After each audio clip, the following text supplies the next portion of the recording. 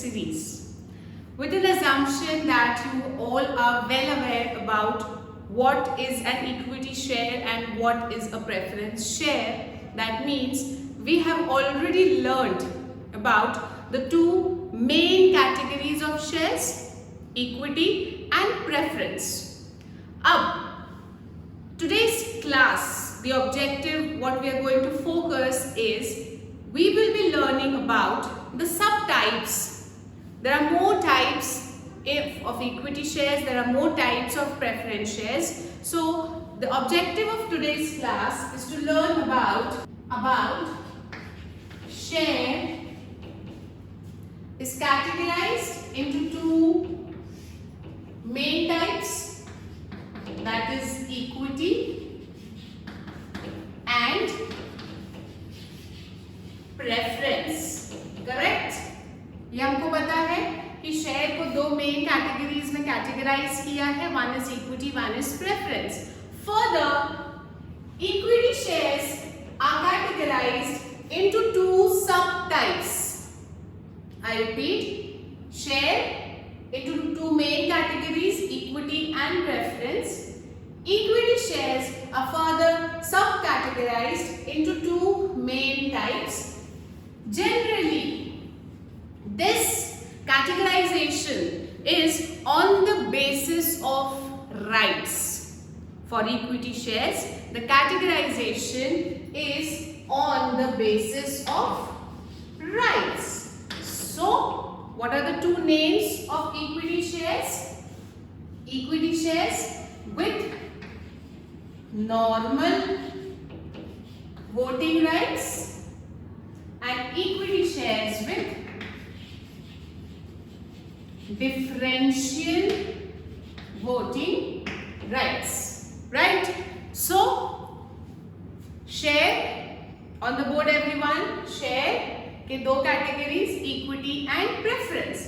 Further equity के दो सब categories, normal voting rights and differential voting rights. Preference shares को भी डिवाइड किया गया है इनटू टोटल 4 सब कैटेगरीज. ईच कैटेगरी हैज 2 सब टाइप्स. So 1, 2, 3, 4 चार सब कैटेगरीज है. हर कैटेगरी में 2 सब टाइप्स हैं, यानी यहाँ के 2, यहाँ के 2, यहाँ के. That means there are total 8 types of preference shares. Which are the 8 types of preference shares? We will be doing, but step by step. So पहले we will focus on the types of equity shares. Class, as you can see on the board, normal voting rights and differential voting rights. One thing which is very clear is the differentiation between these two types of equity shares is on the basis of rights. ये right होगा dividend मिलने का right और voting मिलने का right, यानी power to vote. Normal voting rights में जो हमने अभी तक इक्विटी शेयर के बारे में पढ़ा है, that the shareholder will get voting rights as per the proportion of his और her shareholding. That means 1 share 1 vote. इसके बेसिस पे नॉर्मल वोटिंग राइट्स वाले इक्विटी शेयर्स को नॉर्मल वोटिंग राइट्स भी मिलेंगे और नॉमिनल डिविडेंड राइट्स भी मिलेंगे. दैट मीन्स जैसे डिविडेंड सबको डिक्लेयर होगा वैसे ही इनको मिलेगा. इनफैक्ट जो हमने इक्विटी शेयर अभी तक पढ़ा था, जो इक्विटी शेयर का टाइप या जो बेसिक मेन इक्विटी शेयर हमने पढ़ा था, that we can say is normal voting rights वाले इक्विटी शेयर्स. बट अब अगर हम नॉर्मल में एक चीज को डिफरेंट कर देते हैं, if in the normal path if we make one thing different, we call it as differential voting rights. The name suggests in differential voting rights, यहाँ पर जो equity share holder differential voting right लेते हैं, उनके जो हक हैं वो दो मैटर्स में डिसाइड होते हैं, एक हक डिविडेंड मिलने का और दूसरा हक वोट करने का, राइट? सो यहां पर डिफरेंशियल वोटर्स के लिए इन दोनों चीजों को लिंक किया जाता है. Sometimes some voters will have more dividend, right? But same time उसी वोटर को वोट करने का राइट कम मिलेगा.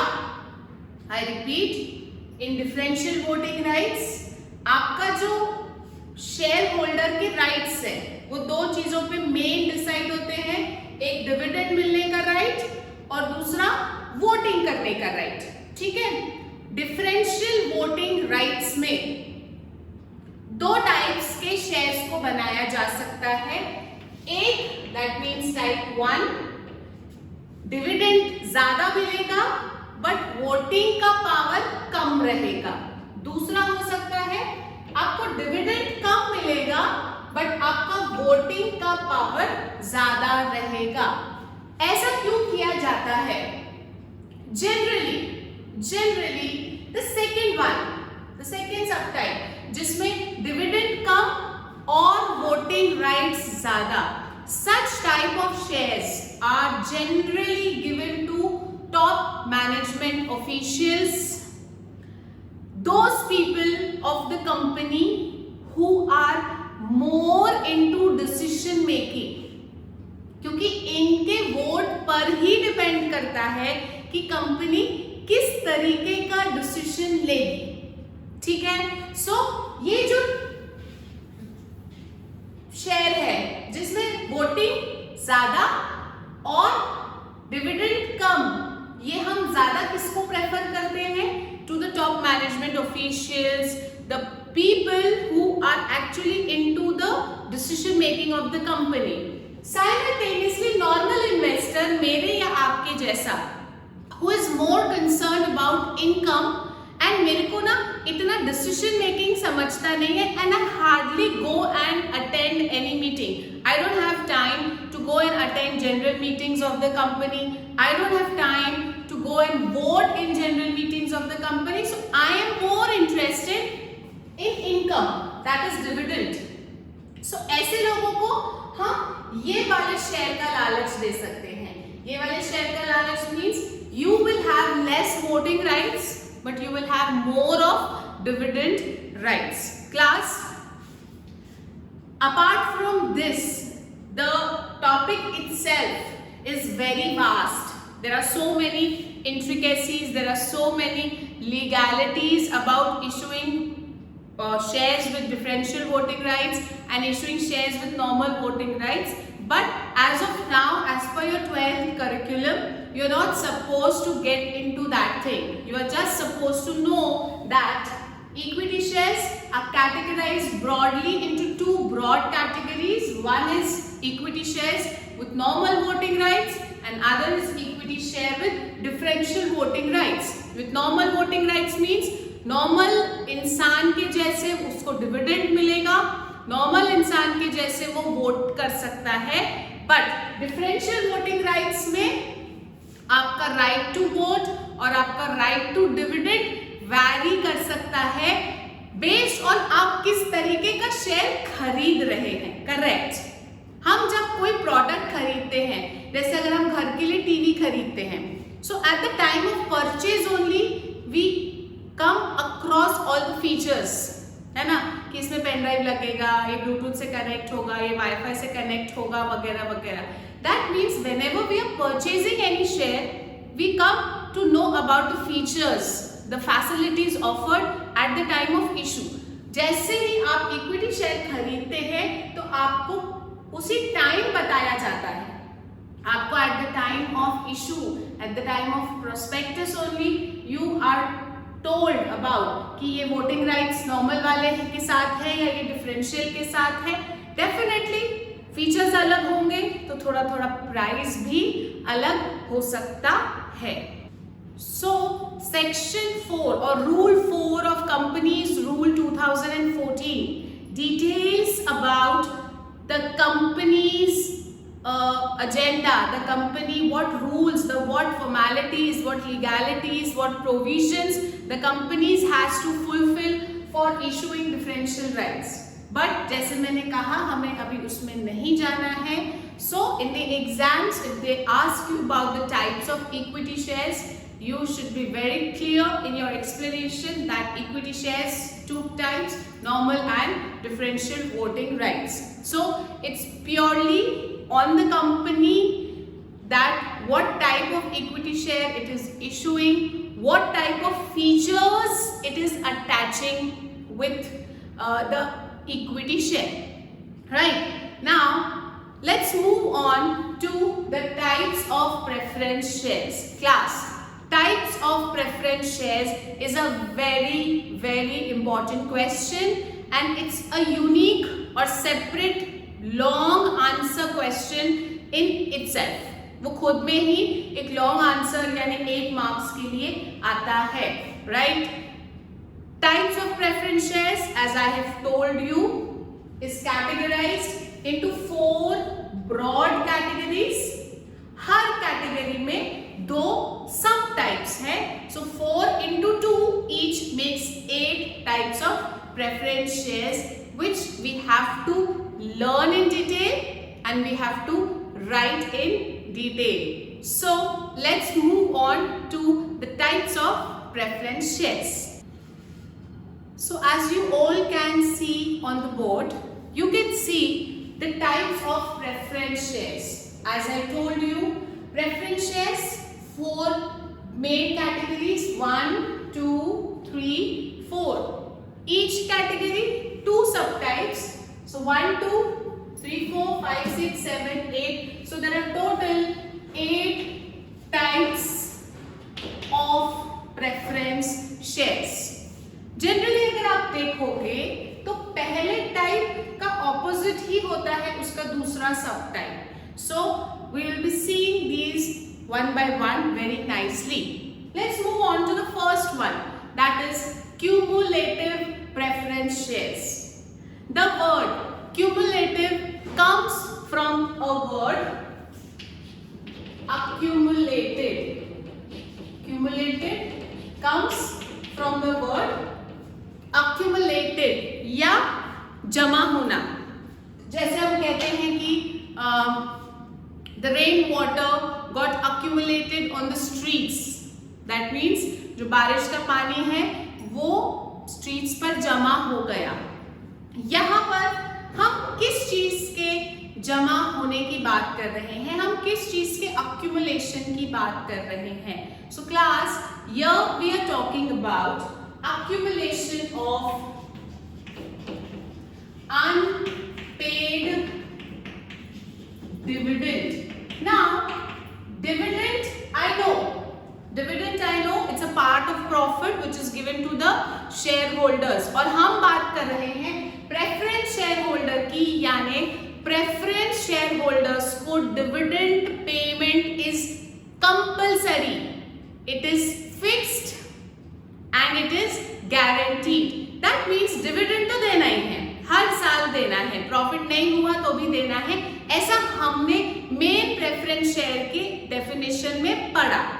बट ये टाइप क्या कहता है? ये टाइप कहता है कि अगर डिविडेंड अनपेड है, अनपेड का मतलब होता है डिविडेंड डिक्लेयर करना, डिविडेंड डिक्लेयर करना बट पे ना कर पाना. What is the difference in both? Dividend declare करना बट पे नहीं करना. I am promising you to take you to Radisson Hotel for a restaurant. I declared publicly that okay, this Sunday I'm going to take everyone to Radisson Hotel for a dinner. Right? I declared. My intentions are to take you for a dinner. But because of some uncertainties, because of some reason, I couldn't take you. That means although I promised, but I didn't fill my promise. But I am telling you, I am convincing you that maybe not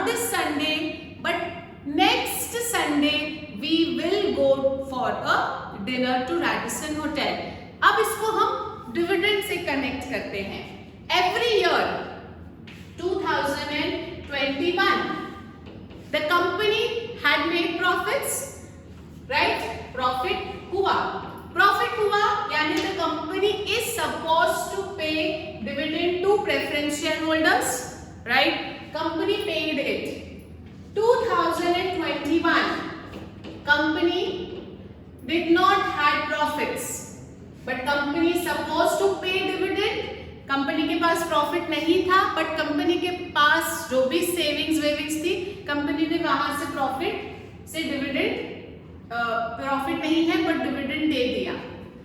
2022 फिर से company को profit नहीं हुआ और अब company की जेब में भी डिविडेंड देने के लिए पैसा नहीं है, बट प्रेफरेंस शेयर होल्डर्स हैं तो डिविडेंड देना तो कंपलसरी है। बट कहां से दे यार, जेब में पैसा ही तो नहीं है।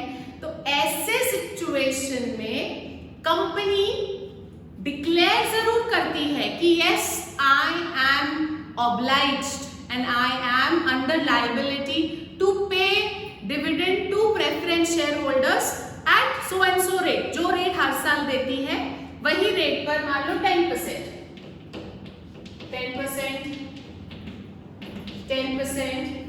यहां पर 10% पर डिविडेंड देना है, 10% पर डिविडेंड देना है, बट प्रॉफिट नहीं हुआ, मेरे जेब में भी कोई पैसा नहीं है, तो मैं डिविडेंड दे नहीं पाऊंगी इस साल। बट ये डिविडेंड लैप्स हो गया क्या? No, if I am not able to pay dividend that particular year, but I have promised, as I promised to take you to Radisson this Sunday, but I am not able to take you. So what did I promise? I will take you the next Sunday.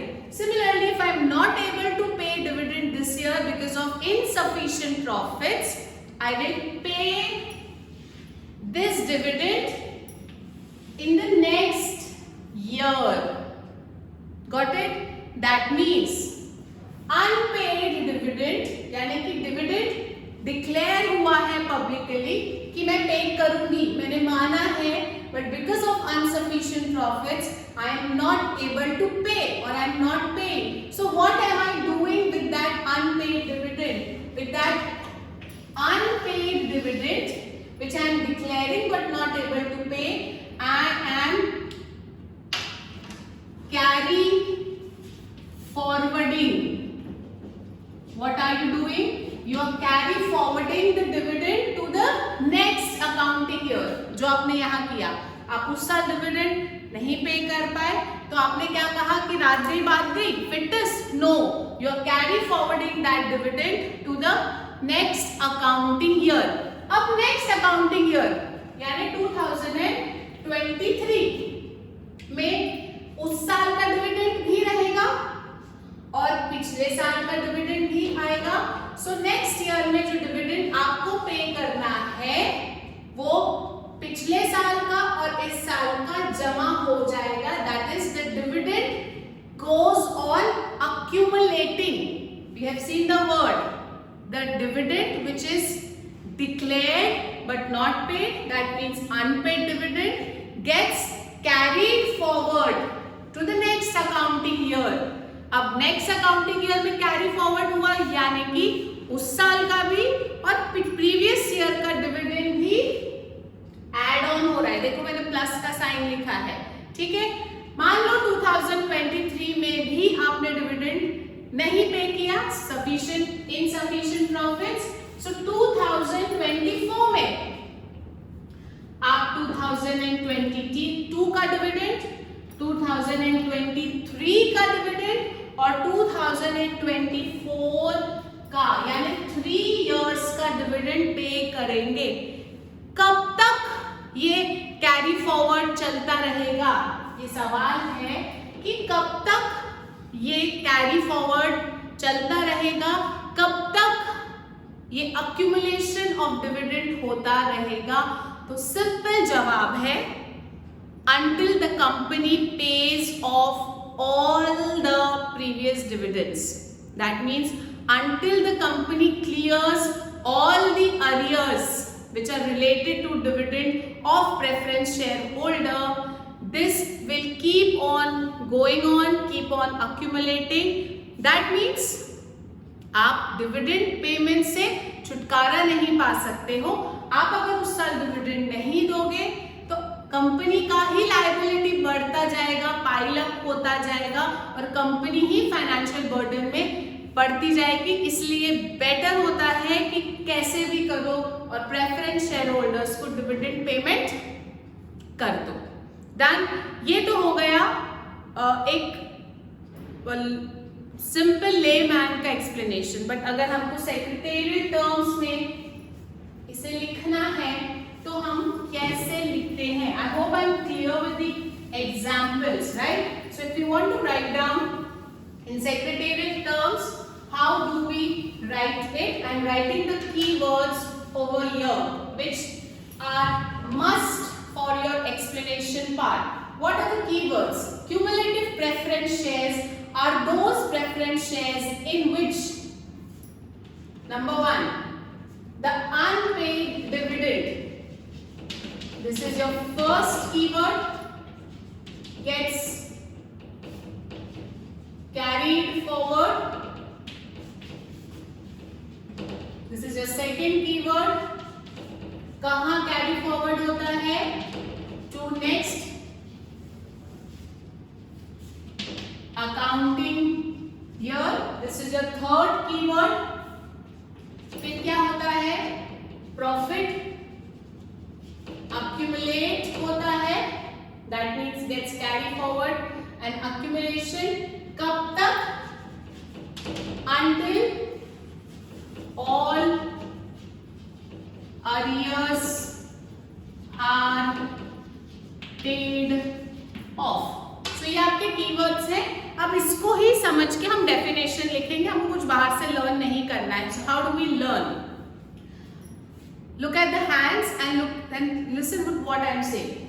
Cumulative preference shares are those preference shares in which the unpaid dividend, that means dividend which is declared but not paid, right? So once again, cumulative preference shares are those preference shares in which the unpaid dividend, that is dividend declared but not paid, gets carried forward to the next accounting year. Full stop.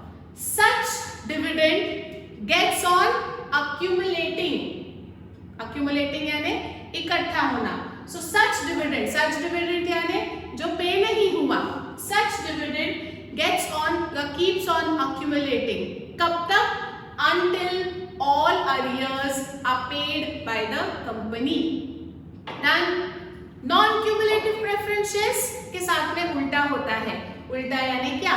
Non-cumulative preference shares यानी कि वो preference shares जिसमें dividend अगर उस particular year, listen nicely, जिसमें dividend उस particular year अगर pay नहीं होता है, if the dividend is unpaid, declare किया, हमने डिक्लेयर भी नहीं किया, हमने पे भी नहीं किया, या हमारे पास प्रॉफिट्स ही नहीं है. So if the dividend is unpaid, it will not get carry forward.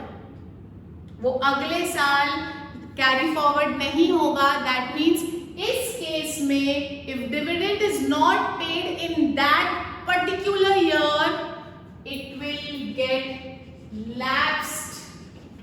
It will get lapsed. Fitness रात गई बात गई.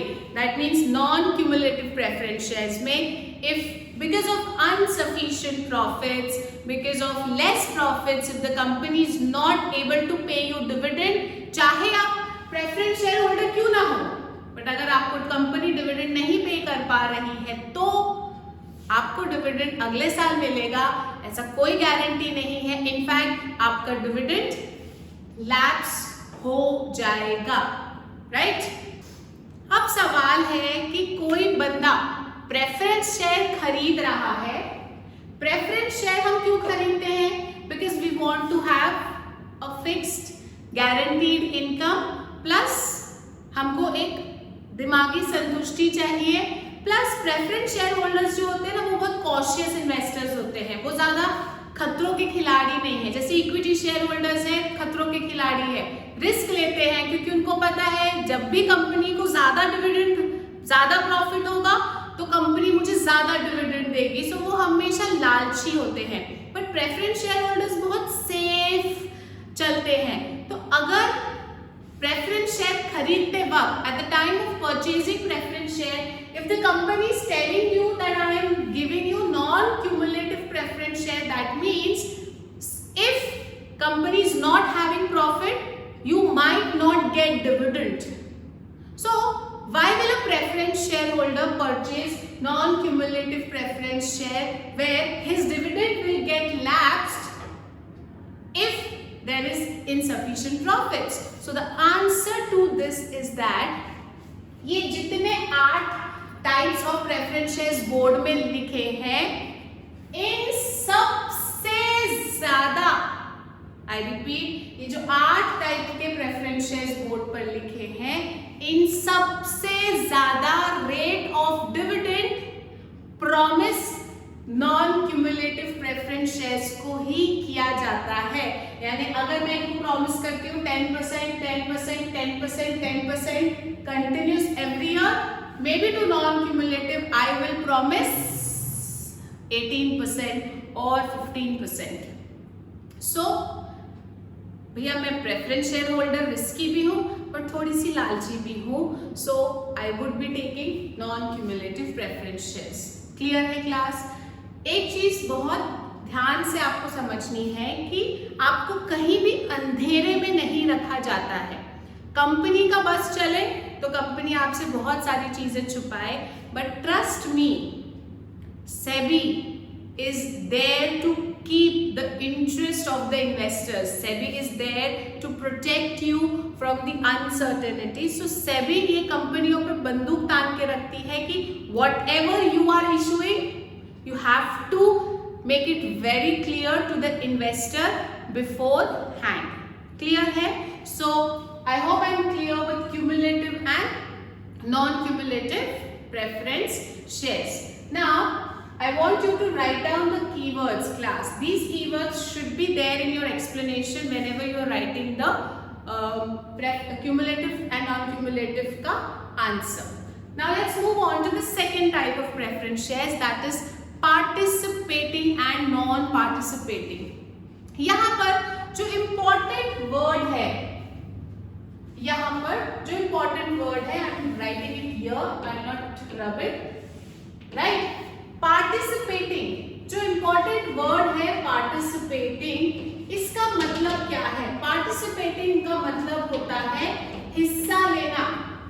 Participate in swimming competition, participate in dance competition. So participation का मतलब है हिस्सेदारी। सवाल उठता है कि यहाँ पर प्रेफरेंस शेयर होल्डर्स को किस चीज की हिस्सेदारी की बात कर रहे हैं? सबसे बड़ा कंफ्यूजन या सबसे बड़ा मिसकंसेप्शन है कि यहाँ पर पार्टिसिपेटिंग यानी कि कंपनी के डिसीजन में पार्टिसिपेटिंग, तो नो, ये प्रेफरेंस शेयर होल्डर है तो इन्हें वोटिंग स्ट्रिक्टली नहीं है। दैट मीन्स पार्टिसिपेटिंग में ये मत सोचो कि इनको कंपनी में पार्टिसिपेट करने का हक मिलेगा अगर ये प्रेफरेंस शेयर्स पार्टिसिपेटिंग वाले लेते हैं तो no. So I am giving a strict no to voting. So फिर किस चीज में पार्टिसिपेट करना है? They get, the people, the shareholders who purchase participating preference shares, they get right to participate in surplus profits of the company, a very important keyword. Now what is surplus profit? Surplus का मतलब है excess, surplus का मतलब है access. अब क्या चीज का एक्सेस हम देख रहे हैं? प्रॉफिट्स का एक्सेस। प्रॉफिट्स का एक्सेस मतलब कंपनी को जो प्रॉफिट हुआ, कंपनी उसके पहले मेन हिस्से कर लेती है। हम सब ने देखा है, लायबिलिटीज चुकाएगी, उसके बाद टैक्सेस पे करेगी, अपने खर्चे निकालेगी, उसके बाद पहले प्रेफरेंस शेयर होल्डर्स को डिविडेंड देगी, बच गया तो इक्विटी शेयर होल्डर्स को डिविडेंड देगी, फिर भी कंपनी के पास प्रॉफिट बच जाता है। That means surplus profit means such amount which is remaining after paying dividend to preference share holders and to equity share holders, right. अब जो डिविडेंड कंपनी की तरफ से प्रेफरेंस शेयर होल्डर्स को प्रॉमिस किया गया है कि भैया आपको हर साल इतना डिविडेंड मिलेगा, उसको हम वर्ड देते हैं प्रेफरेंशियल डिविडेंड। क्या वर्ड देते हैं? Preferential dividend. कुछ नया नहीं है, मैं सिर्फ टर्म नया इंट्रोड्यूस कर रही हूं। जो dividend company preference share holder को हर साल देगी 10%, 10%, 10%, उसको हमने क्या वर्ड दिया है? Preferential dividend. Why preferential? Because they get preference over equity shares in terms of dividend. So company ने प्रेफरेंशियल डिविडेंड पे कर दिया, इक्विटी शेयर्स को भी डिविडेंड पे कर दिया, फिर भी कंपनी के पास प्रॉफिट बचा है। So amount of profit which is left after paying all the liabilities, after paying preferential dividend, after paying equity shareholder dividend. So ये जो प्रॉफिट बचा है, अब क्योंकि आपने पार्टिसिपेटिंग प्रेफरेंस शेयर खरीदा है, so you get additional right to participate in surplus profit of the company. That means double benefit. Preferential जो आपको कायदे से देना बनता है नियम से, वो तो आपको मिलेगा ही मिलेगा। एडिशनल अगर कंपनी के पास सरप्लस प्रॉफिट होता है तो उसमें भी आपको पार्टिसिपेशन का हक मिलेगा। पार्टिसिपेशन का मतलब है हिस्सेदारी। यू माइट गेट, ये कंपनी डिसाइड करेगी कि सबको 2% पर प्रॉफिट और शेयर करना है, 3% पर करना है, 4% पर। बट कौन सा प्रॉफिट? इक्विटी शेयर होल्डर का भी पेट भरने के बाद जो प्रॉफिट बच गया वो। क्लियर है? So how do I right this answer? I will write participating preference shares are those preference shares in which the preference shareholders get preferential dividend, right? But in case of surplus profit, they will also get right to participate in surplus profits of the company. Or in a more simple terms, how do I define? I define participating preference shares are those preference shares which get right, look at my hands, which get right to participate in surplus profits of the company besides getting preferential dividend. Besides का मतलब होता है अलावा। surplus profit तो मिलेगा but किसके अलावा? preferential dividend के अलावा। so participate in surplus profit besides getting preferential dividend, उसके साथ साथ उसके अलावा उन्हें preferential dividend तो मिलेगा ही, बट एक्स्ट्रा surplus profit में भी हक मिलता है। one more thing, एक और कीवर्ड आता है जिसको हम कहते हैं surplus assets। now what are surplus assets?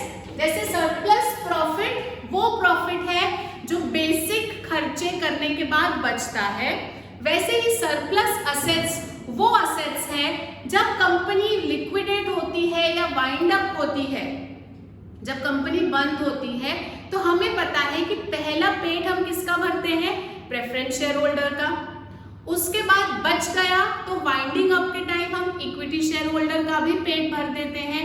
फिर भी कंपनी के असेट्स बच गए, at the time of winding if surplus assets are pending, उस असेट्स में भी बेसिक हिस्सा मिलने के बाद, उनको पहले हिस्सा मिल चुका है, फिर इक्विटी शेयर होल्डर को हिस्सा मिल चुका है, फिर भी असेट्स बच गए, तो उस बचे हुए असेट्स में एडिशनल राइट मिलेगा पार्टिसिपेटिंग प्रेफरेंस शेयर होल्डर्स को। नॉन पार्टिसिपेटिंग प्रेफरेंस शेयर्स, इन्हें सिर्फ और सिर्फ preferential dividend, look at my hands, इन्हें सिर्फ और सिर्फ प्रेफरेंशियल डिविडेंड ही मिलेगा। चाहे कंपनी में एक्स्ट्रा प्रॉफिट क्यों ना हो, इनको कहा जाएगा चुपचाप अपना डिविडेंड लो और घर बैठो। They will not get any right to participate in surplus profit, they will not get any right to participate in surplus assets at the time of winding. But surplus profit भी अगर होता है every साल तो they will not get any right. So यहाँ पर keyword क्या है? कीवर्ड है they are those preference shares which get right to participate in surplus profit besides getting preferential dividend. Now what is surplus profit? Profit which is left after doing all basic expenses, after fulfilling all obligations, after paying dividend to preference share, after paying dividend to equity share. Clear? At the time of winding, such type of preference shares will also get right to participate in surplus assets. So ये word surplus assets के सामने में eight the time of winding ये word लिखना जरूरी है। ठीक है क्लास, आज की क्लास में वी विल बी फोकसिंग और we have focused on two types of preference shares, cumulative, non cumulative, participating, non participating. I want you to learn the keywords, in fact put the keywords in your mind. This is not going to leave your back, long time तक आपको ये learn करना है। So with this, we end up for the lecture right now. We will be continuing the next two types of preference shares in our upcoming lectures. That's all for the day. Have a good day. Bye.